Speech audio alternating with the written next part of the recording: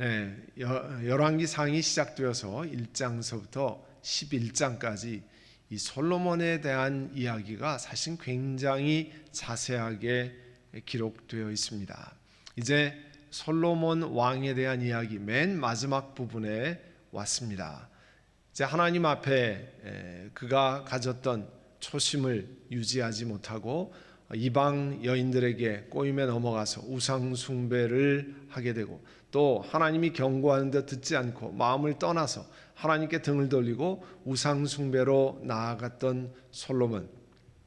지난 주일에 말씀드린 것처럼 이 남쪽과 북쪽에 원수들이 일어나고 나머지 일생 동안 그 나라가 심히 고통스럽고 늘 그 대적이 일어나고 고통 가운데 있었는데, 사실 그보다 더 큰 일이 이제 벌어집니다. 여러분 보시면 이제 28절에 보시면 26절에 보시면요, 느바세 아들 여로보암이 에브라임 족속인데, 에브라임은 그 요셉의 자녀들 가운데 있잖아요. 므낫세와 에브라임 그 두 아들이 있었는데, 거기가 이제 요셉 족속 후임으로 에브라임 또 므낫세 이런 족속이 나오는데, 이 에브라임 족속이라고 그랬어요. 한동안은 솔로몬의 신하였다고 그랬습니다. 여로보암이 솔로몬의 신하였어요. 그런데 성경에 보면 이 사람까지도 솔로몬에게 반기를 더 대적이 되었다고 그랬어요. 여러분, 항상 그 나라가 위태로운 것은 외부에 있는 적 때문만이 아닙니다. 사실 더 어려운 것은 내부에 있는 적이죠. 내부에 있는 적으로 말미암아 그 나라가 더 쉽게 무너지는 거죠. 사실 우리 인생에 있어서도 외부에 여러 가지 어려움이 있지만 진짜 어려운 것은 우리 내부의 적이죠. 내 마음의 욕심, 내 마음이 하나님을 중심으로 가지 않는 것, 또 내 자랑 이런 것 때문에 무너지는 경우가 더 많잖아요. 오늘 그 이스라엘도 외부의 적보다 더 무서운 내부의 적이 일어나는 겁니다. 그런데 이 28절에 보시면 이 느바세 아들 여로보암은 능력 있는 용사라고 그랬어요. 얼마나 능력이 있느냐 하면, 솔로몬이 이 젊은이가 일 처리를 아주 잘하는 것을 보고 그에게 일을 부탁하고 특별한 책임을 맡긴 것을 보면 그만큼 여로보암은 탁월한 사람이었어요. 그래서 28절의 끝에 보면 요셉 가문의 부역을 감독하게 하였다 그랬습니다. 아까도 말씀드렸지만 요셉 가문이라고 하면 요셉의 두 아들인 에브라임 또 므낫세 지파를 말합니다. 혹은 둘 중에 하나를 말하기도 하고요.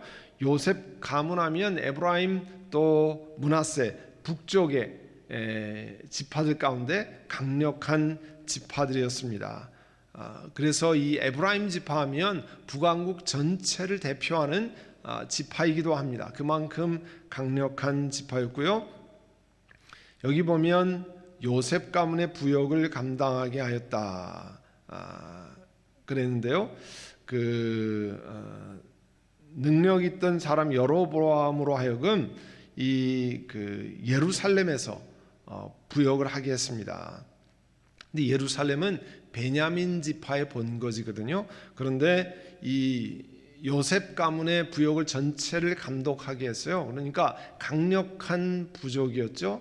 에브라임 또 므낫세 지파가 거기에 요셉 가문 출신, 에브라임 출신 여로보암 능력 있는 사람에게 그 일을 맡겼는데, 결국은 이 여로보암이 남왕국 북왕국이 갈라진 다음에 이제 북왕국의 왕이 되는데요. 그 어떻게 그 왕으로 등극하게 되는지 그 다음에 계속 같이 보죠.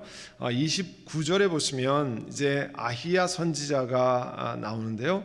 아히야 선지자가 예언자가 여로보암을 만난 다음에 31절에 보시면 뭐라고 얘기하냐면, 그 옷을 찢어서 12조각이 있는데 10조각은 그대가 가지십시오, 그렇게 얘기해요. 이스라엘의 하나님께서 그대에게 이렇게 말씀하십니다. 자, 내가 솔로몬의 왕국을 찢어서 10지파를 너에게 준다. 그리고 32절에 한 지파는 내 종 다윗을 생각해서, 그리고 이스라엘의 모든 지파 가운데서 내가 선택한 성읍 예루살렘을 생각해 솔로몬이 다스리도록 남겨둔다 그랬습니다. 자, 북왕국 10지파, 이제 남쪽에 그러면 2지파가 남죠. 그런데 32절에는 한 지파는 내 종 다윗을 생각해서 남겨둔다고 그랬을까? 유다와 베냐민 지파인데요. 왜 유다 베냐민 지파를 2지파라고 얘기하지 않고 한 지파라고 얘기했을까? 이 유다와 베냐민은요, 그러니까 베냐민은 예루살렘을 중심으로 한 아주 작은 지역이었어요. 그리고 그 베냐민 밑에 유다가 넓은 지역을 차지하고 있었고요. 경계가 유다와 베냐민은 붙어 있었습니다. 그래서 그 예루살렘을 중심으로 그냥 전체를 그 유다로 간주했다고 하는 것들이 성경학자의 지적이고요. 또 베냐민 지파가 무척 작았기 때문에 그냥 전체적으로 그 유다 지파 한 지파로 지칭한 것이라고 이야기를 합니다. 어쨌든 옷을 찢어서 10조각을 여로보암에게 주면서 10지파를 다스리게 될 것이다. 이 옷을 찢은 것이 이 왕권이 나뉘어지는 것을 상징하는 또 다른 이야기는요, 사무엘상에 보면 사무엘이 이제 그 사울 왕과 같이 이야기하다 떠나는 자리에서 사울 왕이 이 사무엘 예언자의 옷을 잡습니다. 그런데 그 옷이 찢어져요. 그때 사무엘이 사울에게 뭐라고 말하냐면, 주님께서 오늘 이스라엘 나라를 이 옷자락이 찢어지는 것처럼 찢어서 임금님에게 빼앗아서 임금님보다 더 나은 사람 다윗이죠, 사람에게 주겠다 하는 그 다윗에게 왕권이 넘어갈 때도 이 옷이 찢어지는 사건이 있었는데, 지금은 이 솔로몬 왕 이후에 이제 르호보암이라고 하는 아들이 일어나는데, 그때 이 10지파의 왕을 그 여로보암을 세운다는 이야기를 했습니다. 그러면서 여로보암에게 이 아이야 선지자가 설명을 해요. 왜 하나님이 그렇게 하시는가? 33절에 보시면요, 솔로몬은 나를 버리고 시돈 사람의 여신인 아스타롯 모압의 신 그모스 암몬 자손 밀곰에게 우상 숭배를 했고, 아버지 다윗과는 달리 내 앞에서 바르게 살지도 않고 법도와 율례를 지키지도 않았다. 그러니까 우상 숭배했죠. 법도와 율례를 지키지 않아서 이 다윗과 같이 살지 못했기 때문에 이 10지파를 너에게 준다. 하나님으로부터 반역하고 하나님으로부터 등을 돌려서 이제 그 나라를 잘 다스리기 위해서 병거성을 만들고 또 그 이집트와 또 동맹을 맺고 뭐 여러 가지 일을 했지만 결국은 나라가 나뉘어지는 일을 겪습니다. 결국은 솔로몬이 하나님 앞에 등을 돌리고 우상 숭배하고 자기 중심으로 나아갔기 때문에 일어난 일이죠. 그러면서 이제 하나님께서 여로보암에게 그 10지파를 주고 이 솔로몬 아들에게 한 지파만 준다는 이야기를 계속 하신 다음에 여로보암에게 중요한 이야기를 말씀하세요. 38절에 보시면 여로보암이 계속 하나님의 축복을 받기 위해서는 어떻게 해야 되느냐 하는 문제를 다루고 있는데요. 38절에 보시면 내가 나의 종 다윗이 한 것과 같이 내가 명령한 모든 것을 따르고 내가 가르친 대로 살며 내 율례와 명령을 지켜서 내가 보는 앞에서 바르게 살면, 여기도요 여로보암에게 북왕국 10지파를 맡기겠지만 율례와 명령, 하나님 말씀 지키고 하나님 앞에서 바르게 살면 이라는 조건이 붙습니다. 내가 너와 함께 있을 것이고 내가 다윗 왕조를 견고하게 세운 것 같이 내 왕조도 견고하게 세워서 이스라엘을 다스리겠다. 그러니까 하나님이 부르셨다고 해서 자동적으로 그가 엉망으로 하는데 그 축복이 계속 전달된다는 것이 아닙니다. 우리가 늘 오해하고 착각하면 내가 부르심 받고 내가 사명을 받았기 때문에 내 마음대로 하면 될 것이라고 생각하면 하나님의 징계를 불러오는 이야기예요. 다윗, 솔로몬, 이 여로보암 계속 하나님 말씀하시지만 하나님 말씀대로 살고 주의 뜻 가운데 걸어가면 하나님께서 복을 주신다, 그렇게 하는 거죠. 여로보암에게도 그것을 부탁했습니다. 여러분 이걸 잘 기억하셔야 돼요. 후에 여로보암이 어떻게 하는지 하는 것을 이제 살펴볼 텐데요. 이 말씀과 비교해서 하나님이 어떻게 하셨는지 알 수 있습니다. 그리고 이제 솔로몬 왕에 관한 대단원의 막을 내리는데요. 41절에 43절까지 보시면 솔로몬이 예루살렘에서 40년을 다스리고요. 43절에 보시면 솔로몬은 죽어서 그의 아버지 다윗성에 묻혔다. 그의 아들 르호보암이 그의 뒤를 이어 왕이 되었다.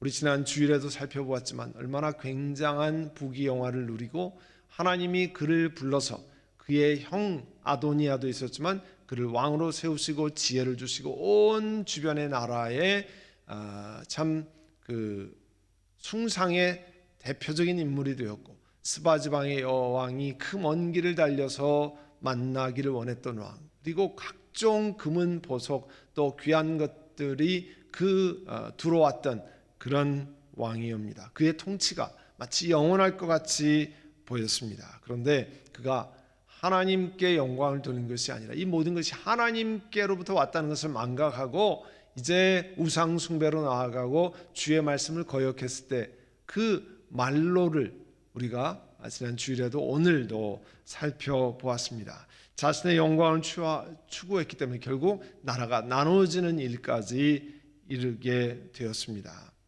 그의 왕권 중반기까지 하나님이 그 성전을 짓고 궁궐을 완성한 다음에 하나님이 두 번째 그에게 나타났을 때 사실은 그가 잘 생각하고 이제 나머지 기간 동안에 어떻게 하나님 앞에 삶을 살 것인가를 돌아보아야 했습니다. 우리도 이번 코로나19 사태로 여러 가지 하던 일이 중단되고 막히고 하나님 이제 어떻게 가야 됩니까? 묻고 지혜를 구해야 할 때입니다. 이 말씀을 통해서 보면 하나님께서 맡기신 일을 수행하는 사람 늘 겸손하고 하나님 앞에 내가 교만하고 잘못된 것이 없는가 살펴보아야 하고요. 또 하나님이 주시는 축복을 계속해서 잘 누리는 방법은 주의 말씀대로 사는 거예요. 주님께 순종하고 사는 거예요. 정말 Christ-centered life, 예수 그리스도를 중심으로 해서 살아가는 겁니다. 그렇지 않으면 하나님의 징계를 불러옵니다. 오늘 이 새벽에도 우리 들은 말씀을 기억하고 함께 기도하려고 하는데요. 여러분 기도 제목 화면에 보시면서 하나님께서 맡기신 일을 하나님 겸손히 우리가 수행하게 하시기를 원합니다. 또 하나님 말씀에 순종하고 살고 하나님을 의지하고 살아서 하나님 주신 축복을 계속 누리게 하옵소서. 오늘 들은 말씀을 기억하고 이 제목으로 우리 함께 하나님 앞에 기도드리겠습니다. 사랑하는 주님, 열왕기상 11장에 걸쳐서 솔로몬 왕의 행적과 그가 하나님으로부터 얼마나 많은 것들을 부여받았는지 돌아보았습니다. 그러나 하나님께 우상 숭배로 나아가고 하나님의 권면을 무시하고 하나님께 등을 돌리고 자기 마음대로 살아갈 때 그는 나머지 인생 동안에 엄청나게 어려운 일들을 겪고 결국 그의 아들 때 가서 나라가 나누어지는 일을 경험했습니다. 사랑하는 주님, 저희들이 하나님이 주신 것들, 이것이 우리의 능력이나 우리의 힘이 아니라 하나님이 은혜로 부어주신 것들을 잘 기억하고 하나님 앞에 겸손히 낮아져서 하나님 주신 축복을 나누는 일과 또 통로로 사용하고 참으로 하나님 앞에 감사하며 겸손히 걸어가게 하시기를 원합니다. 아버지, 온 세상이 순식간에 마비될 수 있고 또 온 세상이 정말 하나님이 문을 였으면 새로운 길로 나아갈 수 있습니다. 사랑하는 주님, 저희들을 불쌍히 여기시고 이 하루도 하나님께 찬양드리고 하나님께 엎드리며 주 앞에 기도하며 하루를 시작합니다. 각 가정마다 한 분 한 분마다 하나님의 은혜로 채워주시기를 원합니다. 중요한 소원들을 놓고 기도하고 간절한 제목들을 놓고 기도할 때 구하고 생각하는 것에 능히 넘치도록 하신 하나님께서 귀한 은혜를 베풀어 주시고 육신이 연약한 분들 하나님이 치료하시고 하나님의 치료를 경험하게 하여 주시기를 원합니다. 아버지 낙심이 되고 어려운 부정적인 생각으로 차있을 때 하나님들 감사하고 하나님 주신 축복을 손꼽아 헤아리고 오늘도 주님 앞에 눈을 뜨고 호흡하고 또 몸을 움직일 수 있는 것만 해도 얼마나 귀한 일인지 하나님의 자녀가 된 것만 해도 얼마나 감사한 일인지 고백하며 하루를 시작하게 하옵소서. 우리 모든 선한 목자 교우들 또 이 방송에 믿음으로 함께하는 사람들 일터에서 가정에서 또 우리 자녀들 하나님의 보호하심 가운데 이 하루를 시작합니다. 하나님 한 분 한 분 축복하옵소서. 예수님의 이름으로 기도드립니다. 아멘.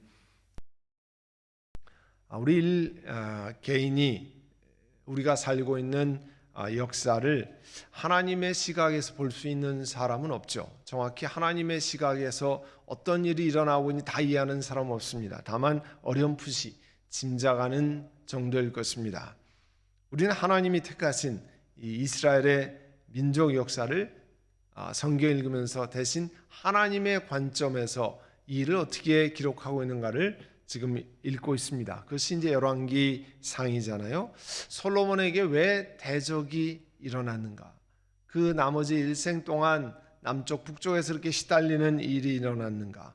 왜 솔로몬의 아들 때에서는 와서는 나라가 둘로 나뉘었는가? 또 그 당시에 사람들은 몰랐지만 2900년이 훨씬 지난 오늘 우리들은 이 성경을 읽으면서 왜 그런 일이 있는지를 알 수 있습니다. 이 솔로몬이 하나님을 등지고 범죄하고 하나님이 경고한 걸 무시할 때 이런 일들이 일어나는 것을 우리가 성경을 읽으면서 알 수 있는 거죠. 지금 우리에게 일어나는 일을 우리가 하나님의 시각에서 모르지만 이 말씀들을 미루어서 우리에게 일어나는 일도 이렇게 주의해야 되겠구나 하는 것들을 알 수 있습니다. 원래 미국이 영국의 식민지였잖아요. 독립전쟁, 미국의 독립전쟁, 독립기념일이 1776년 7월 4일이잖아요. 그 독립기념일이 있기 전에 영국을 다스렸던 왕이 영국왕 조지 3세입니다. 당시 미국은 영국에게 가장 필요한 식민지였어요. 왜냐하면 각종 원료가 많이 나죠. 또 영국에서 원료를 가지고 다 가공품을 만들어서 미국의 많은 사람들에게 팔 수 있는 원료 공급처요 시장 수요를 채워주는 시장이었습니다. 그러니까 미국 땅은 영국에게는 대단히 중요한 땅이었어요. 그렇지만 그렇게 생각했는데 영국의 국회와 또 영국 왕이 각종 부담스러운 세금을 계속 미국에다가 식민지에다 매겼습니다. 그래서 식민지 사람들이 참다 못해서 결국 폭발해가지고 일어나는 것이 미국 독립운동입니다. 그러니까 그 역사학자는요 이와 같은 일을 보고 그렇게 중요한 미국 땅을 놓쳐버린 그들의 어리석음, 그래서 March of the Folly, 어리석음의 행진이라는 것으로 이 상황을 기술하고 있어요. 여러분 오늘 우리가 읽은 그 성경도 잘 보시면요 이 솔로몬의 아들 르호방이 얼만큼 어리석은지를 오늘 본문에서 이야기하고 있습니다. 비슷한 일이 솔로몬의 아들 르호보암에게도 일어났거든요. 그 14장 이제 21절에 보면 열왕기상 14장에 보면 오늘 지금 12장을 읽고 있습니다만 그 솔로몬의 아들 르호보암이 유다를 다스렸을 때 다스리기 시작할 때 41살이라고 그랬어요. 그러니까 어린아이가 아니거든요. 모든 것을 판단하는 아주 중년의 나이 때 왕이 됐습니다. 그러니까 사리 판단을 다 할 수 있는 그와 같은 나이에서 왕이 됐습니다. 12장 1절에 보시면 온 이스라엘이 르호보암을 왕으로 세우려고 세겜에 모였다고 그랬어요. 그래서 르호보암도 세겜으로 올라갔다고 그랬습니다. 여러분 앞에 있는 지도를 보시면 그 지도가 밑에 보라색이 남왕국 유다가 나중에 집합한 거고요. 위에 그 그린색이 녹색이 이 북쪽 이스라엘입니다. 그 가운데 좀 확대해서 보면 가운데 빨간 점이 이스라엘 북쪽의 중심이 세겜이에요. 세겜이라는 이름은 굉장히 성경에 자주 나오는데 위치를 대강 기억하시면 좋겠습니다. 갈릴리 바다와 밑에 염해 사해 중간쯤에 있는 위치가 세겜이에요. 그 세겜으로 갔다는 겁니다. 이거 참고로 여러분 기억해 두시면 되겠습니다. 이 세겜에 사람들이 모였어요. 그러니까 그 북쪽에 있는 사람들 지파 10지파의 중심쯤에 세겜이라는 곳에 사람들이 모여서 이 그 왕이 즉위식을 한다고 그랬어요.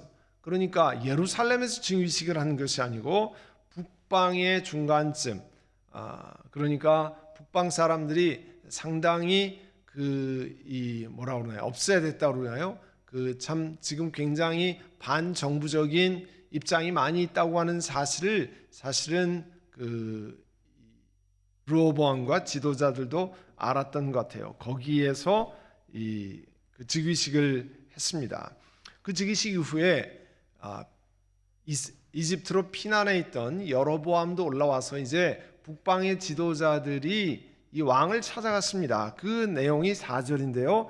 임금님의 아버지께서 우리에게 무거운 멍에를 맡기셨습니다. 그 전에 그 성전 짓고 난 다음에 궁궐 많이 짓고 여러 가지 그 성들을 건축했잖아요. 그때 노동을 많이 했어야 되는데 그런 것이 백성에겐 심하게 어려운 일이었던 것 같습니다. 중노동을 그렇게 했습니다. 이 무거운 멍에를 좀 가볍게 해 주십시오. 그렇게 이제 2절에서 5절 사이에 그 같은 내용을 이야기하고 있거든요. 그러니까 왕궁 건설, 도시 건설 이런 성읍들을 건설하는 것이 많은 노역이기 때문에 새로 되신 왕이요 우리들의 그 부담을 좀 덜어주십시오 이렇게 이야기했어요. 그래서 새로 이제 솔로몬의 그 아들 르호보암이 이제 아버지 때 다스리던 그 나라의 원로들과 상의를 했습니다. 그랬더니 그 원로들은 그들이 요구한 것이 일리가 있습니다. 그러니까 그들의 요구를 좀 들어주십시오. 그 다음에는 그뿐만 아니라 젊은 신하들에게도 의논을 했어요. 이 젊은 신하들이 뭐라고 얘기하냐면 여러분 11절에 보시면 내 아버지가 너희에게 무거운 멍에를 메웠다. 그러나 나는 이제 너희에게 그것보다 더 무거운 멍에를 메우겠다. 내 아버지는 너희를 가죽 채찍으로 매질했지만 나는 너희를 쇠채찍으로 매질하겠다. 젊은 신하들한테 이야기를 했더니요 이렇게 얘기하라는 거예요. 더 혹독하게 그 어려움을 주겠다고 하는 이야기를 하도록 젊은 신하들은 이야기했습니다. 자, 왕으로서 신하들과 의논하는 것은 참 중요한 일입니다. 원로들과 의논했어요. 그 다음에 젊은 사람들과 의논했습니다.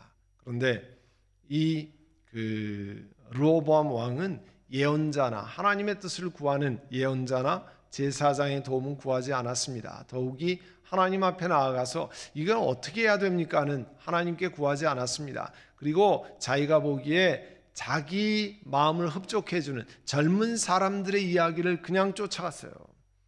그리고 그 여로보암과 이 백성들 앞에 르호보암 왕이 나아갔습니다. 그리고 원로들의 충고를 무시하고 젊은 신하들의 이 백성들도 가혹해 하라고 하는 그게 이제 르호보암의 마음에 있었던 것을 젊은 사람들이 그렇게 하라고 부추긴 거죠. 그러니까 그걸 덥석 물고 그렇게 하도록 했습니다. 그게 13절, 14절에 보시면 특별히 14절에 보시면 젊은이들의 충고대로 백성에게 말하였다. 내 아버지가 당신들의 무거운 멍에를 메웠소. 그러나 나는 당신들에게 더 무거운 멍에를 메우고 또 내 아버지가 가죽 채찍으로 때렸으면 나는 쇠채찍으로 하겠소. 아주 더욱 가혹하게 한다는 거죠. 그렇게 했더니 15절 말씀에 여러분 보세요. 왕이 이렇게 백성의 요구를 들어주지 않는 것은 주님께서 일을 그렇게 뒤틀리게 하셨기 때문이다. 주님께서 일을 그렇게 뒤틀리게 하셨기 때문이다. 여러분 펜이나 또 색연필 있으면 거기다 한번 밑줄을 쳐보세요. 그런데 이것을 설명하기를 주님께서 실로 사람 아히야를 시켜서 느바세 아들 여로보암이 하신 말씀을 이루려는 것이었다 말씀했습니다. 여러분, 인간적인 관점으로 하면 이 르호보암이 사람이 덜 된 거죠. 그죠? 그 백성들의 이야기를 잘 경청하고 또 원로들의 이야기를 잘 경청했으면 백성들의 마음을 다스리고 계속해서 그 왕으로 백성들을 잘 품을 수 있었습니다. 그런데 그 사람의 성품과 또 그 개인의 술수 이런 것들이 결국은 그 여로보암과 신하들이 와서 이야기하는, 백성들이 와서 이야기하는 것을 뒤집어 엎었잖아요. 당신을 더 어렵게 만들겠다 이렇게 얘기하는 것. 그러니까 일어난 인간적인 그 관점으로만 보면 사람의 술수, 이 사람들의 성품 이런 것들이 결합돼서 이를 다 그르쳤다 할 수 있습니다. 그런데 성경은 뭐라고 또 얘기합니까? 주님께서 이를 그렇게 뒤틀리게 하셨다. 사람이 마음대로 행하는 것 같지만 자기의 성품과 술수를 따라 하지만 그러나 그 뒤에 하나님이 다스리시는 신비한 다스림이 있다는 거예요. 그래서 이 아이야 예언자를 통해서 여로보암에게 10지파를 떼어서 너에게 주겠다고 하는 말씀을 그대로 이루셨다고 하는 것을 성경은 우리에게 말씀하고 있습니다. 그러니까 우리 사람으로만 보면 저 사람이 성품이 저래서 혹은 성격이 저래서 저 사람이 너무 성급해서 이런 일을 하지만 또 그 뒤에 그것을 통해서 다스리시는 하나님의 놀라운 섭리가 있다는 거예요. 그래서 우리가 기억해야 한다는 것은요, 우리가 알지 못하는 속에서도 하나님은 세상을 다스리신다. 우리가 다 이해가 안 되는 그 속에서도 하나님이 다스리시다고 하는 것을 기억하셔야 되고요. 또 이 르호보암 왕을 통해서 보면 지도자는 섬기는 자의 자리에 있다고 하는 것. 지도자라고 하는 것은 군림하는 자리가 아니라 지도자는 섬김의 자리에 있다고 하는 사실을 늘 기억해야 된다는 거예요. 그와 같은 것을 기억할 때 오늘 이 르호보암의 왕 이야기가 우리에게 헛된 것이 안 될 것입니다. 이제 이 말씀을 들은 것을 놓고 기도하겠는데요. 여러분, 두 가지 제목을 놓고 기도합니다. 하나는 예수님의 가르침은 자신이 있는 자리에서 그 자리가 어느 자리든지 늘 섬기는 것임을 잊지 않아야 르호보암과 같은 어려운 일을 당하지 않게 됩니다. 그리고 세상과 사람들을 향한 하나님의 다스림을 여러분 신뢰하는 믿음을 갖게 하옵소서. 우리가 다 알지 못하는 속에서도 하나님은 그 속에 하나님의 역사를 하나씩 이루어 가신다는 사실을 기억하고 이 두 가지 제목을 놓고 하나님 앞에 우리 한 번 더 기도하도록 하겠습니다. 사랑하는 주님, 이제 솔로몬 왕의 아들 르호보암 때 와서 이제 나라가 나누어지는 역사를 저희가 함께 읽고 묵상하고 있습니다. 사랑하는 주님, 하나님께서 예수님의 가르침을 따라 늘 섬기는 자리에 있어야 할 지도자가 섬기지 못하고 군림할 때 그 나라가 어려움을 겪었습니다. 사랑하는 주님, 저희들 삶 속에 주님의 모범을 쫓아 섬기러 오신 주님의 삶을 따라 나아가는 저희를 되게 하시고 또한 하나님께서 우리 인생이 다 보지 못하지만 하나님은 하나님의 특별한 섭리 속에 세상을 다스리고 사람의 역사를 통해서 그 안에 역사하시는 하나님의 다스림이 있다고 하는 것을 우리가 믿고 신뢰하고 하나님, 이 시간에도 하나님께서 우리를 다스리시기를 원합니다. 우리를 다스리고 있는 것을 찬양드립니다. 고백하는 죄를 되게 하시기를 원합니다. 사랑하는 주님, 이제 내일은 온 나라가 함께 나라를 위해서 기도하는 지도자들을 위해서 기도하고 이 백성을 위해서 기도하는 국가 기도의 날입니다. 저희들도 함께 기도하는 일에 동참케 하시고 오늘 밤엔 우리 가정들이 모여서 또 흩어져 있는 식구들과 함께 가정 예배를 드린 날입니다. 하나님께서 귀한 은혜로 각 가정마다 한 가정 한 가정 은혜로 채워 주시옵소서. 이 하루가 복된 날 되게 하시고 주를 의지하며 주께 의지하고 나아갈 때 하나님 한 분 한 분마다 귀한 은혜로 하나님의 보호하심과 은혜로 채워 주시옵소서. 연약한 분들을 치료하시고 하나님 그 마음이 주저앉지 않도록 무릇 지킬 만한 것보다 내 마음을 지켜라. 생명의 근원이 거기서 나온다 하셨사오니 생명의 근원 주시는 그 마음을 그리스도의 말씀으로 지키고 하나님을 찬양하며 의지하며 나아가는 하루가 되게 하여 주시옵소서. 예수님의 이름으로 기도드립니다. 아멘. 오늘은 아까 말씀드린 대로 국가 기도의 날입니다. National Day of Prayer라고 하는데요. 우리가 한국에서도 살고 미국에서도 살고 있지만 미국이 한국과 크게 다른 점이 있다고 하면 사회 전반에 기독교에 대한 뿌리가 꽤 깊다는 겁니다. 그 중에 하나가 이 국가 기도일이에요. 미국의 국가 기도의 날의 역사가 꽤 있습니다. 1798년 미국의 대통령 존 아담스가 이 프랑스와 전쟁을 할 때 온 국민이 하루를 정해서 다 같이 금식하고 기도를 하자고 하는 것이 국가 기도일의 그 시작인데요. 또 아브라함 링컨 대통령도 남북 전쟁 후에 나라가 얼마나 황폐했습니까? 그때 나라의 회복을 위해서 1863년 4월 말에 모든 미국인들이 하나님께 기도하는 날을 정했습니다. 그리고 최근에는 해리 트루만 대통령이 1952년에 국가의 기도의 날을 연방정부의 아주 공식 그 기념일로 정했고요. 1988년에 로널드 레이건 대통령이 매 5월 첫째 목요일을 국가 기도일로 해서 이렇게 진행이 됐습니다. 특별히 미국의 컨그레스 이 의회도 백성들에게 뭘 얘기하냐면 국가 기도를 통해서 뭐라고 표현했냐면 People are asked to turn to God in prayer and meditation. 하나님 앞에 엎드리고 하나님 앞에 무릎 꿇고 하나님께 돌아와서 기도와 간구를 하는 날이다. 묵상을 하는 날이다. 그렇게 했습니다. 그래서 매년 평균 한 6만여 곳에서 전 미국에서 그 기도회와 그런 이벤트가 일어나는데 금년엔 코비드-19 때문에 온라인으로 각 커뮤니티에서 합니다.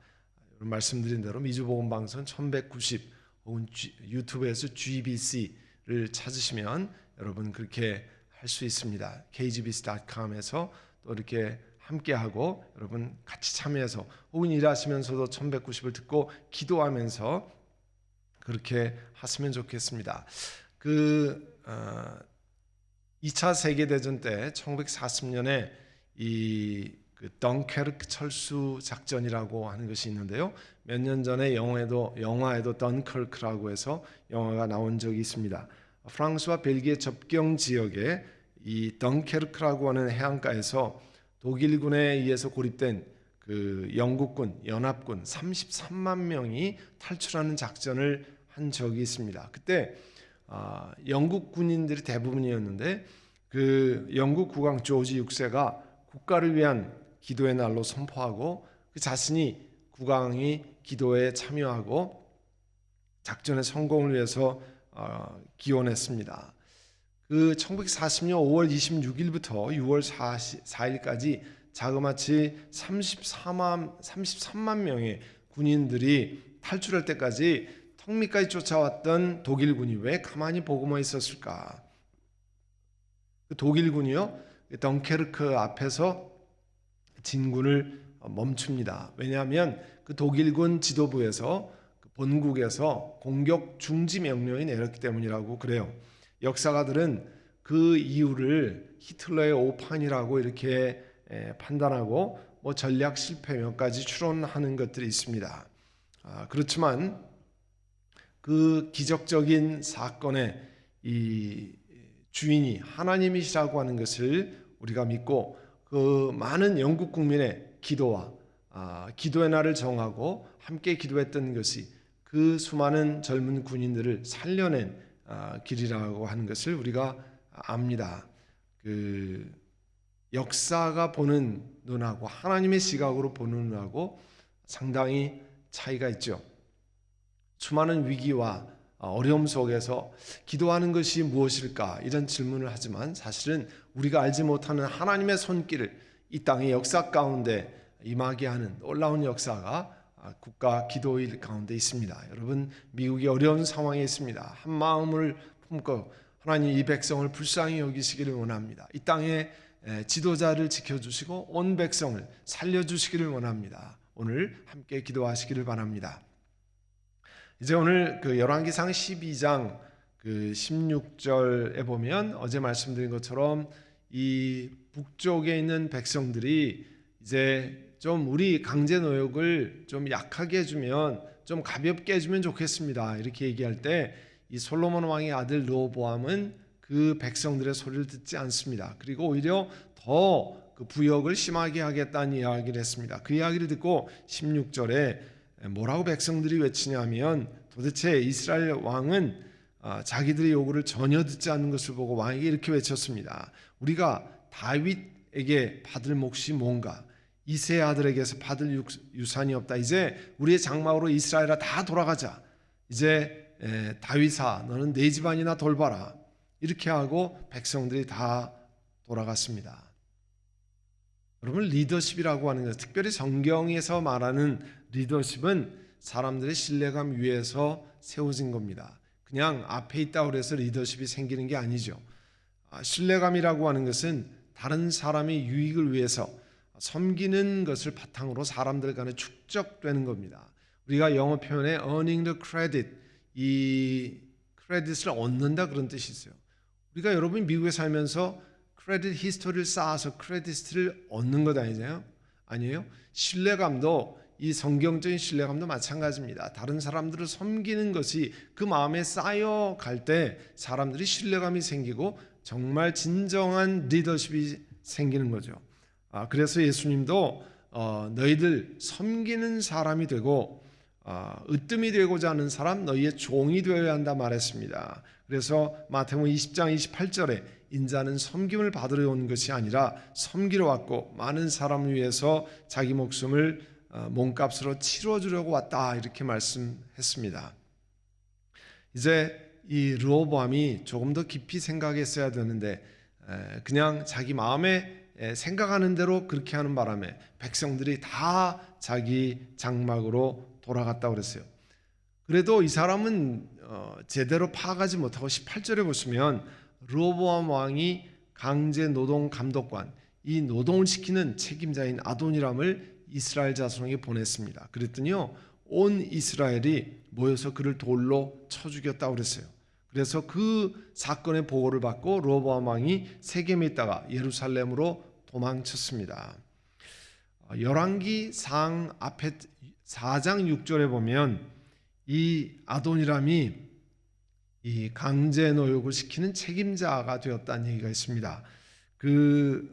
솔로몬 왕 시대 때 성전을 짓고 혹은 궁전을 짓고 혹은 여러 가지 그 건물들을 짓는데 책임을 맡았던 사람이에요. 아마 심하게 했던 것 같습니다. 그러니까 사람들이 화가 나서 그 사람이 나타나니까 돌로 쳐 죽였다는 거 아니에요? 그런 걸 보면 르호보암 왕이 전혀 백성들의 마음을 읽지 못하고 있었다는 거죠. 그리고 그 돌아간 사람들을 다시 부려서 이 강제 노동을 시키려고 이 아도니람을 보냈더니 웬일이에요? 이 이스라엘 백성들이 너무 분노해서 이제 또 우리를 어렵게 만들어 오는구나 해서 그를 돌로 쳐 죽였다고 그랬습니다. 그래서 세겜까지 올라가서 이 왕권을 강화시키려고 했던 르호보암 왕은요 급히 이 도망칩니다. 그리고 그 예루살렘으로 내려갑니다. 그리고 여러분 20절에 보시면 결국 북쪽 지파들이 여로보암을 초빙해서 그를 왕으로 추대했습니다.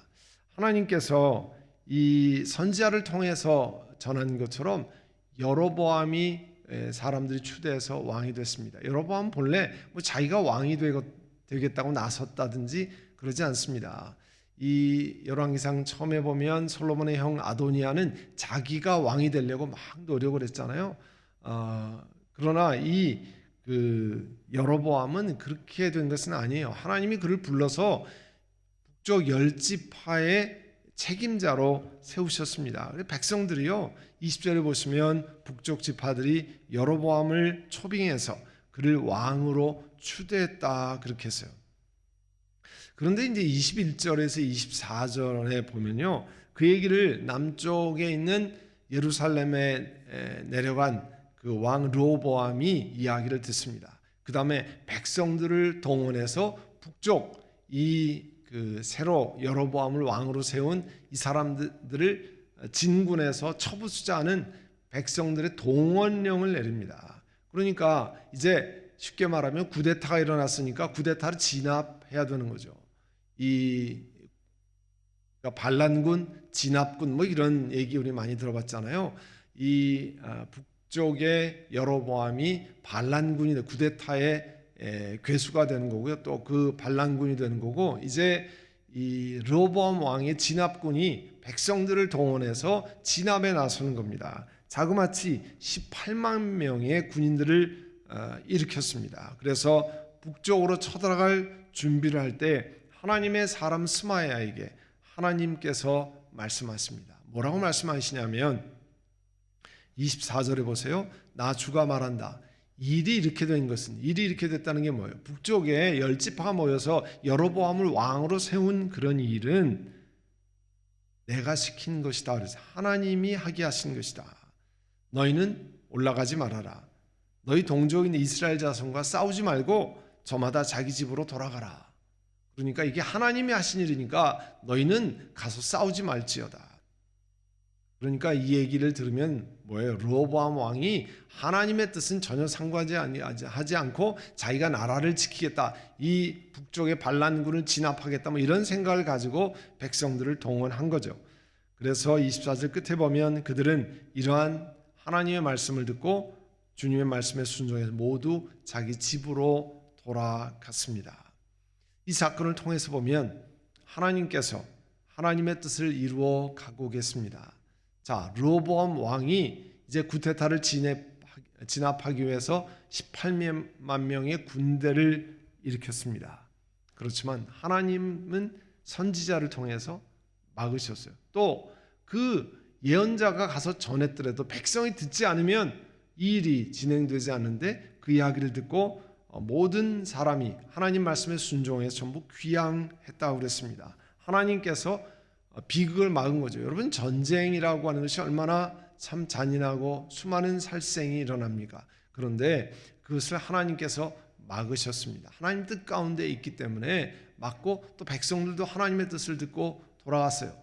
르호보암 왕은 자기 뜻 가운데 전쟁을 일으키려고 했지만 하나님께서 이 선지자를 통해서 막고 백성들을 돌아가게 하셨습니다. 여기 보면 하나님 앞에서 겸손한 사람을 하나님께서 사용하십니다. 하나님의 뜻에 순종하고 하나님 앞에 남을 섬기도록 지도자에 있고 또 그 자리에 있다는 것을 기억하고 겸손히 섬기는 사람 하나님께 사용하시고요. 또 우리 오늘 짧은 본문을 보면서도 북쪽에 여로보암을 세우신 사람이 누구예요? 하나님이십니다. 또 르호보암 왕과 여로보암과 그 백성들의 전쟁을 막으신 분이 누구예요? 하나님이십니다. 그러니까 이 하나님께서 이런 역사를 주관해 가신다는 사실을 알게 됩니다. 이제 오늘 들은 말씀을 기억하고 우리 함께 기도하려고 합니다. 첫 번째는 우리가 하나님의 능하신 손 아래서 겸손하게 살고 주의 일을 행할 수 있도록 하나님 긍휼히 여기시기를 원합니다. 그렇게 기도하시고, 오늘 국가 기도회를 맞아서 하나님 미국과 우리 교회와 가정과 일터를 인도하시는 믿음과 신뢰 속에 살아가도록 하나님 그런 믿음을 주시고 하나님이 다스리십니다 하는 고백을 또 하며 우리가 하나님 앞에 기도로 나아가도록 하겠습니다. 사랑하는 주님, 은혜를 감사합니다. 오늘 National Day of Prayer, 국가 기도의 날을 맞습니다. 하나님, 이 땅을 위해서 온 나라에 흩어져서 간절히 기도하고 하나님 이 땅을 불쌍히 여기시옵소서. 이 백성을 살려주십시오. 기도하는 백성들의 기도를 응답해 주시기를 원합니다. 사랑하는 주님, 이 땅에 코비드-19으로 인해서 많은 사람들이 병원에 입원하고 또 죽어가고 참 어려움 가운데 있습니다. 하나님, 또 경제가 마비되는 가운데 있습니다. 하나님 살려주시고 하나님 우리 자신을 돌이키고 하나님 앞에 엎드리고 회개하며 주 앞에 나가는 죄를 되게 하여 주시옵소서. 각 가정마다 이제 겸손하게 하나님 앞에 엎드릴 때 하나님께서 들어 사용하신다는 것을 믿고 나아가게 하시고, 하나님이 오늘도 통치하십니다, 하나님이 다스리십니다 고백하며 이 땅을 살아가는 죄를 되게 하여 주옵소서. 각 가정에서 연약한 분들 하나님 붙들어 주시고, 그 육체도 강건하게 회복되도록 건강을 더해 주시고 치료하는 은혜를 베풀어 주시기를 원합니다.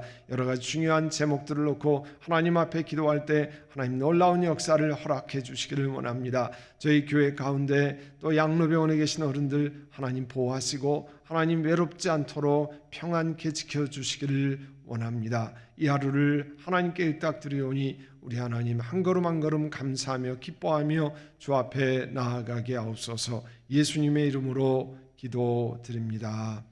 아멘. 이제 그 솔로몬의 아들 르호보암 때 이제 그 백성들의 참 형편을 살펴주지 않고 자기 마음대로 행하는 바람에 결국은 하나님의 뜻 가운데 북쪽에 그 원래 르호보암 왕이 신하였던 여로보암이 이제 그 왕이 되는 일이 일어났죠. 그런데 이 여로보암은 우리 그 역사 속에 보면 BC 931년에서 BC 909년까지 약 22년을 통치한 왕이 되겠습니다. 북쪽에 있는 이스라엘을 다스리는 왕인데요. 성경에서 여러 왕들이 언급이 많이 되죠. 여러분 잘 아는 것처럼 성경에 제일 많이 언급되는 왕이 다윗 왕이죠. 그리고 다윗 왕보다 먼저 왕을 했던 사울 왕, 그리고 우리가 함께 열왕기상 1장서부터 살펴보았던 솔로몬 왕, 그 다음에 히스기야 왕, 이런 왕들이 많이 그 이름이 등장하는데요. 등장한 다섯 번째로 많이 등장한 이름이 여로보암이에요. 이 여로보암 왕은 나중에 이제 쭉 보시면 이제 다음 주에 이렇게 보시면 알겠지만 여로보암의 길로 가다 이렇게 성경이 이야기하면요, 우상 숭배의 길로 가는 것을 이야기합니다. 그만큼 부정적인 왕으로 계속 성경에 등장합니다. 그러니까 오늘부터 벌써 이제 들으시면 그 내용이 왜 여로보암의 길로 가는 게 많은 길이 있는데 왜 여로보암의 길로 가면 우상 숭배인지를 알게 될 겁니다. 여러분 25절에 보시면 여로보암이 에브라임의 산지에 있는 세겜성을 도성으로 삼고 얼마 동안 거기에 살다가 분회의 성을 세우고 그리로 도성을 옮겼다 그랬습니다. 여러분 화면에 보시면 저 북쪽에 그 파란색이 갈릴리 바다고요. 밑에 요단강이 화살표로 아래로 쭉 내려 있고 밑에 동그라미가 사해입니다. 사해 왼쪽에 지난번에 설명을 드렸는데요. 북쪽 이스라엘의 중간쯤에 붉은색 점이 세겜입니다. 이제 세겜에 올라가서 이 여로보암이 거기에 성읍을 정했다 그렇게 됐어요. 성읍의 세겜의 성읍을 정했는데 25절 끝에 보면 뭐라고 돼 있냐면 얼마 동안 거기서 살다가 분회의 성을 세우고 그리로 도성을 옮겼다. 오른쪽에 요단강은 오른쪽에 노란색, 여러분 화면에 약간 흰색 같이 보이는 조그만 사각형 박스가 있습니다. 거기가 분회엘이에요. 오른쪽에 여러분 보시는 오른쪽 이 요단강을 건너서 오른쪽에 있는 것이 분회엘인데요. 거기로 성읍을 옮겼다 그랬습니다. 그냥 여러분 이미지로 또 그림으로 어디에 위치했는지 참고하시고요. 이 여로보암의 이야기를 먼저 우리가 어제 그제 이렇게 살펴본 것 가운데 하나님은 여로보암에게 어떻게 약속하셨냐면 이 예언자 아히야를 통해서 하나님이 약속하셨어요. 내가 솔로몬의 왕국을 찢어서 12지파를 가지고 만들었던 왕국을 찢어서 10지파를 너에게 준다. 하나님이 약속하셨습니다. 말씀드린 것처럼 여로보암은요 자기가 왕이 되고자 막 애쓰고 그렇게 계획한 사람이 아니었습니다. 하나님이 불러서 그를 세우고 선지자 예언자를 통해서 10지파를 너에게 주고 왕국을 세운다 말씀하셨고요. 그 약속을 신실하게 지켜서 사람들이 추대해서 세겜에서 왕이 되었던 사람입니다. 하나님이 주신 거예요. 사실은 여로보암이 이것을 잘 기억해야 됐습니다. 그런데요, 26절에 여러분 보시면 그런데 여로보암의 마음에 이제 왕이 된 다음에요. 잘못하면 왕국이 다시 다윗 가문으로 돌아갈지도 모른다는 생각이 들었습니다. 이 여로보암이 나라를 다스리기 시작하면서 나라에 대한 걱정이 생겼습니다. 어떤 내용으로 걱정을 했는가? 27절에 나와 있어요. 27절 보시면 이 백성이 예루살렘에 있는 주님의 성전으로 제사를 드리려고 올라갔다가 그들의 마음이 그들의 옛 주인인 유다 왕 르호보암에게로 되는 날이면 그들이 자기를 죽이고 유다 왕 르호보암에게 돌아갈지도 모른다는 생각이 들었다고 그랬어요. 하나님을 섬기는 그 성전, 솔로몬이 지은 솔로몬 성전은 우리가 아는 것처럼 예루살렘에 있습니다. 예루살렘은 남왕국 유다 지역이거든요. 그러니까 하나님 앞에 절기를 지키기 위해서 뭐 유월절이나 장막절이나 그러니까 초막절 뭐 이런 절기를 지키기 위해서 예루살렘으로 내려갔다가 그러면 혹시 마음이 르호보암 왕에게로 다시 돌아가서 자기를 죽이지는 않을까 그런 염려를 했다고 하는 것이 27절의 말이에요. 그러면 이제 자기 정권이 무너질 수 있다. 여러분 염려가 될 수 있죠. 백성들이 그렇게 예루살렘에 갔다가 자기의 반기를 들 수 있지 않겠는가 그런 염려를 할 수 있었습니다. 그러면 그때 기억해야 될 것이 설교 초두에 말씀드린 겁니다. 여로보암은 자기가 왕권을 획득한 사람이 아닙니다. 하나님이 세우셨어요. 전혀 생각지 않는 사람을 하나님이 부르셔서 왕으로 만들어졌습니다. 그래서 열왕기상 11장 여러분 성경 보시면 열왕기상 11장 37절을 한번 펴보세요. 여기 보시면 이렇게 말씀합니다. 여로보암아 하나님이 어떻게 약속하시냐면 내가 너를 이스라엘의 왕으로 삼겠다. 너는 내가 원하는 모든 지역을 다스릴 것이다. 내가 38절에 다윗의 종 나의 종 다윗이 한 것 같이 내가 명령한 모든 것을 따르고 내가 가르친 대로 살고 내 명령과 율례와 명령을 지켜서 내가 보는 앞에서 바르게 살면 내가 너와 함께 있을 것이고 내가 다윗 왕조를 견고하게 세운 것 같이 내 왕조도 견고하게 세워서 이스라엘을 너에게 맡기셨다. 이게 무슨 말씀입니까?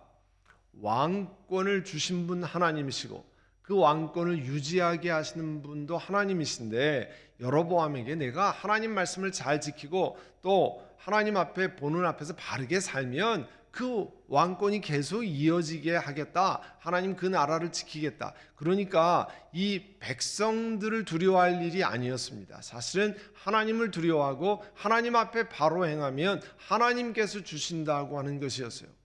세상에 다스리는 그런 그 방법과는 많이 다른 거죠. 그러니까 제일 먼저 기억해야 할 것은 하나님이 그에게 베푸신 은혜를 기억해야 됐습니다. 이걸 망각해서 일어나는 일이 그 이후에 일어나는 일이에요. 우리 삶 속에도요, 하나님이 내게 주신 은혜를 이렇게 손꼽아 늘 기억하고 있어야 됩니다. 신앙은 중요한 것 가운데 하나가 내 머리에, 내 마음에 하나님의 은혜를 기억하는 거예요. 그걸 잊어버리기 때문에 그 다음에 내 마음대로 좌지우지하는 그런 일들이 생기는 거죠. 여러분 꼭 기억하시기를 바랍니다. 하나님 주신 은혜를 잘 손꼽아 헤아리고 기억하고 마음에 담아두는 일이 신앙의 중요한 요소예요. 또 그 어제 살펴보았지만 그 르호보암이 이제 북왕국이 시작됐다는 것을 듣고 18만 대군을 일으키잖아요. 여러분 18만 대군이 올라가서 전쟁을 하면 얼마나 많은 사람이 서로 살상을 하고 또 죽이고 하는 일이 생겨나겠습니까? 그런데 그 북쪽으로 치러 올라가는 남왕국 유다의 18만 군대를 막으신 분이 누구예요? 하나님이십니다. 하나님이 예언자 스마야를 통해서 막으셨어요. 그러니까 여로보암 왕이 한 게 아닙니다. 물론 여로보암 왕은 이 내용을 잘 모르죠. 왜냐하면 우리가 성경을 읽으면서 우리가 아는 내용이니까 그렇게 하나님이 보호하신다는 사실을 이 여로보암이 기억해야 했습니다. 그러니까 선택의 기로에 서 있어요. 지금 이렇게 염려가 되는데 어떻게 할 것이냐. 이제 여로보암이 택한 방법을 한번 보도록 하죠. 잠언서 3장 5절 이하에 있는 말씀에 보면 너는 마음을 다하여 주님을 의뢰하고 내 명철을 의지하지 말라 그랬습니다. 사람들은 우리의 명철을 의지하는 경향이죠. 내가 내 머리에 아는 것, 내가 경험하는 것 이런 것들을 의지하면서 하잖아요. 그런데 잠언 3장 7절에 보면 스스로 지혜롭다고 생각지 말라, 여기지 말라. 주님을 경외하고 악을 멀리해라. 자, 여로보암 왕이 여러 가지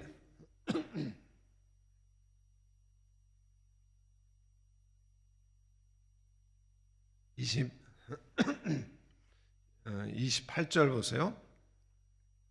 28절에 보시면요, 왕이 국리를 한 끝에 금송아지 상 2개를 만들었습니다. 계속 그 이집트에서 금송아지를 신으로 섬기는 뭐 이런 것들을 기억하고, 오랜 시간이 지난 후에도 또 금송아지 상 2개를 만들었는데요, 백성에게 여로보암 왕이 이렇게 얘기했습니다. 예루살렘으로 올라가는 길에는 너희들 예루살렘까지 가면 너무 번거로운 일 아니냐. 이스라엘 백성들아, 너희를 이집트에서 구해주신 신이 여기 계신다. 국리 끝에 생각하는 게요, 우상 숭배를 하는 거예요. 사람의 머리로 만드는 것이 자기 중심의 이야기를 한 거죠. 자기 힘으로, 자기 지혜로 권력을 유지하려고 하다 보니까 백성들에게 하는 이야기가 멀리 가면 힘드니까 편리한 대로 하자, 뭐 이렇게 이야기해 가지고요, 우상 숭배로 나아가는 것을 마다하지 않았습니다. 그래서 29절에 보면 금송아지상 1개는 베델에, 또 1개는 단이라는 곳에 했어요. 자, 여러분 화면을 보시면 이것이 조금 아까 설명한 이스라엘의 지도인데요, 베델은 어디냐면 밑에 있는 빨간 점이에요. 거기가 유다와 경계선쯤이거든요. 그러니까 이 북쪽에서 사람들이 내려와서 더 이상 유다 쪽으로 넘어가지 않고 그 넘어가서 더 내려가야 예루살렘이 있거든요. 거기에다가 베델에다가 금송아지 하나를 두고, 자, 너희를 건져낸 하나님이 거기 있다 이렇게 얘기하고, 또 하나는 이제 편리를 위해서 그 2개를 만들었어요. 저 북쪽에, 위쪽에 보면 거기가 단입니다. 갈릴리보다 훨씬 더 위로 올라가는 지금의 이스라엘의 거의 경계에 가까운 곳이 있는데요. 우리가 말한 그 골란 공원인가 뭐 그런 가까운 그 북쪽에 있습니다. 그 단이 저 북쪽에, 그러니까 북쪽에 있는 사람들 밑으로 내려오지 말고 저 위에서 이 금송아지에게 나가고, 밑에 있는 사람 밑에 단으로 가라. 뭐 이렇게 아주 편리하게 만드는 것 같죠. 아주 그 사람들의 편리를 이용해서 그렇게 했습니다. 그런데 하나님께서 뭐라고 말씀하냐면 30절에 보시면 이것이 이스라엘 안에서 죄가 되었다 그랬어요. 백성들이 북쪽 단에까지 올라가서 금송아지를 섬기고, 또 남쪽의 베델에 가서 금송아지를 섬기고. 자, 이거 보면요, 한 나라의 지도자가 얼마나 중요한지 알 수 있죠. 그 지도자가 앞길을 가면서 이쪽 가는 길이 맞습니다, 이쪽으로 가야 됩니다, 막 길을 터가지고 사람들이, 무지한 백성들이 그 길로 가게 만들었습니다. 그 지도자들이 하나님 앞에 깨어있고 겸손하게 하는 게 중요하다고 했잖아요. 오늘 기도 시작할 때도 우리가 이 나라를 다스리는 트럼프 대통령이 교만하지 않고 하나님 앞에 겸손하도록 기도하자고 그랬잖아요. 왜냐하면 겸손해야 하나님의 인도하심을 받잖아요. 겸손하지 않고 내 지혜가 내가 제일 최고라고 하면 하나님의 인도하심을 받지 못합니다. 그러면 하나님께 들려서 쓰임 받지 못해요. 오늘 여로보암이 자기 마음대로 이렇게 했잖아요. 그래서 이 높은 곳에 31절에 보면 산당을 짓고, 또 원래 그 레위 자손 가운데 아론의 후예 가운데 제사장을 임명하는데요, 일반 사람들을 막 제사장으로 임명하고, 왜냐하면 지금 백성들을 자기 손안에 쥐기 위해서 자기 마음대로 행한 거예요.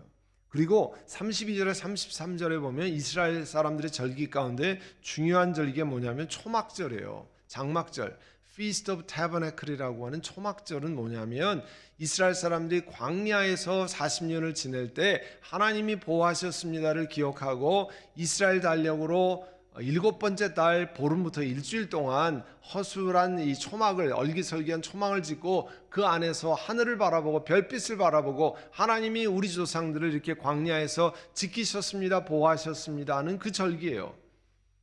그런데 비슷하게 만들었어요. 8번째 달 보름부터 15일을 그 일주일을 지켰다 그랬습니다. 그러니까 임의적으로 자기 마음대로 이 제사장도 세우고 자기 마음대로 하나님이 정해주신 절기가 아니라 자기 마음대로 행했어요.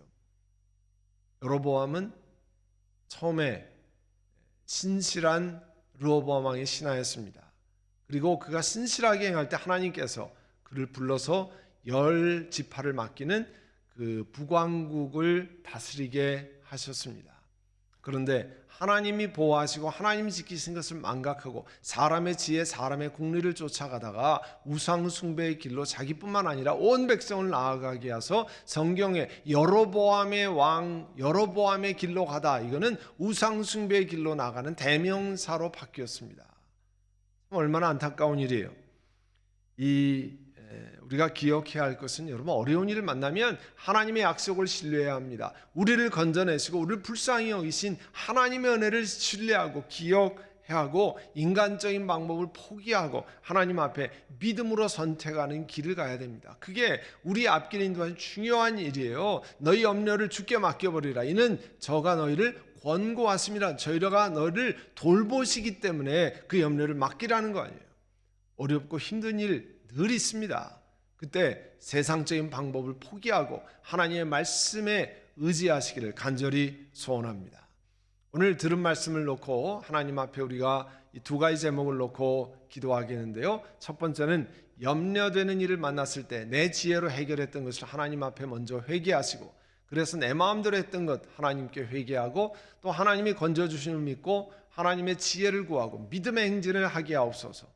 또 하나님을 사랑하는 우리들에게 모든 형편을 합해서 선을 이루시는 하나님을 신뢰하게 하옵소서. 우리의 상황 모든 것을 합쳐서 하나님은 선을 이루시는 분입니다. 이와 같은 두 가지 제목, 먼저 내 마음대로 행했던, 내 지혜로 행했던 것들을 회개하고 믿음으로 가고 하나님께 신뢰하게 하옵소서. 이 시간 우리 함께 통성으로 기도하겠습니다. 사랑하는 주님, 은혜를 감사합니다. 하나님이 보호하심에도 불구하고 인간적인 방법을 쓰고 결국 자기뿐만 아니라 백성들을 우상 숭배의 길로 나아가게 했던 이제 여로보암, 그 사건을 돌아보면서 하나님, 우리 어려움을 만날 때 하나님께 의지하지 않고 내 마음대로 행했던, 우리 사람의 지혜를 의지했던 저희들을 하나님 앞에 회개하고 돌이킵니다. 이제 우리의 인생에 하나님께 더욱더 의지하고 하나님의 방법을 구하고 하나님 모든 것을 합해서 선을 이루시는 하나님의 놀라우신 능력에 의지하는, 또 신뢰하는 저희 모두가 되게 하여 주시옵소서. 사랑하는 주님, 이 하루가 복된 날이 되게 하시고 하나님 은혜 가운데 기쁨과 감사함으로 주님 앞에 나아가고 행하는 모두가 되도록 성령 하나님이 역사하시고 은혜를 더하여 주시옵소서. 연로하신 어른들을 하나님 보호하시고 우리 어린 자녀들을 하나님께서 지키시고 인도하시며 모든 회중들이 일터나 가정에서 하나님 필요한 것들을 또 함께 경험하는 한 분 한 분 되게 하여 주시옵소서. 오늘 밤에 또 금요 찬양 예배로 모일 때 우리 영혼을 하나님께 드리고 찬양하며 기도하고 주님께 나아가는 저희 모든 회중이 되게 하옵소서. 예수님의 이름으로 기도드립니다. 아멘.